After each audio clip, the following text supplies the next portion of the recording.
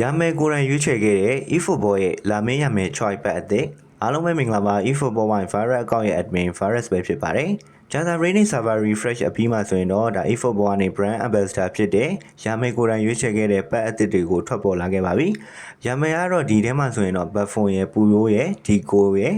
ပြီးတော့ဒါ Iniesta, Ronaldinho, Drogba ဆိုပြီးသူက6ယောက်ရွေးခဲ့တယ်။အဲ့ဒီ6ယောက်ထဲမှာ3ယောက်ကို random ရေးတဲ့အခါမှာတော့ Buffon ရဲ့ပူရိုးရဲ့Dico ရဲ့ဆိုပြီးတော့ဒါ3ယောက်ပါဝင်လာတဲ့ရမယ်ပတ်အသစ်တစ်ခုကိုထွက်ပေါ်လာခဲ့ပြီဖြစ်ပါတယ်။ဒီထဲမှာဆိုရင်တော့ Buffon က GK Sprint Role နဲ့ပါဝင်ပြီးတော့ဒါပူရိုးကတော့ Fortress ရဲ့ Aerial Fort ရဲ့ပါဝင်လာတယ်။ Dico ကတော့ Phenomenal Pass နဲ့ Low Screen မှာဆိုပြီးတော့ပါဝင်လာတာကိုတွေ့ရပါတယ်။ဒီထဲမှာတခြားကတ်တွေအနေနဲ့ကတော့ဗောနော်ဒါ eFootball ကဒါလူငယ်ကစားသမားတွေဖြစ်တဲ့ဒါ Arsenal ရဲ့ Lewis Kelly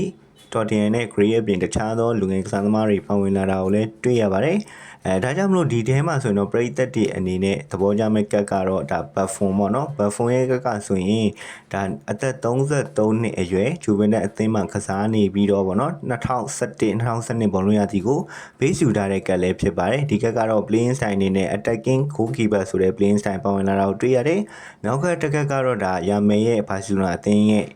legend ဖြစ်တဲ့ပူရိုးရဲ့အသက်30အရွယ်ပေါ့နော်2008-2009ဘောလုံးရာသီကိုဘေးယူထားတဲ့ကတ်လည်းဖြစ်ပါတယ်ဒီကတ်ကတော့ပေါ့နော်ဒါ Destroyer ဆိုတဲ့ playing style ပါဝင်ပြီးတော့ long ball expert AI playing style လည်းပါဝင်လာတာကိုတွေ့ရပါတယ်နောက်ထပ်တစ်ကတ်ကတော့ Dico ပေါ့နော် Dico တော့တိတ်ပြီးတော့လူရမလို့ချင်ကြဘူးဒါပေမဲ့အသက်29နှစ်အရွယ်ဘာစီလိုနာအသင်းမှာ2006-2009ဘောလုံးရာသီကိုဘေးယူထားတဲ့ကတ်လည်းဖြစ်ပါတယ်ဒါကတော့ orchestrator playing style ပါဝင်လာပြီးတော့သူ AI playing style အနေနဲ့ကတော့ Tristar ရဲ့ Mason Ryan ရဲ့ long range ဆိုပြီးတော့3ခုတောင်ပါဝင်လာတာကိုတွေ့ရပါတယ်ဒီဘက်တွေကတော့ဒါအခုလက်ရှိဒါ eFootball မှာလာမင်းရမယ် choice ဆိုပြီးတော့ထွက်ပေါ်လာခဲ့ပြီဖြစ်ပါတယ်